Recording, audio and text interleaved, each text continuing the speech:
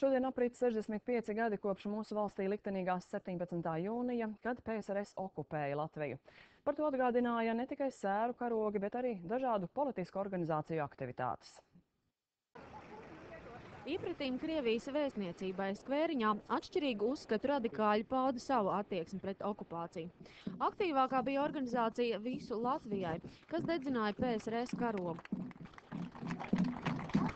Savukārt idejiskie pretinieki no Nacionāla demokrātiskās partijas solidarizējās ar Krievijas prezidentu Putinu un klusi nolika zālītē ēzeļa ausis kā dāvanu Latvijai par zaudēto abreni. Ausu saņēmēji, kuru vidū bija arī vairāki nacionāli radikāli noskaņoti parlamentārieši, demonstrēja muzikālu izrādi par baigo gadu un prasīja Krievijai beidzot atzīt Latvijas okupāciju. Krievija melo.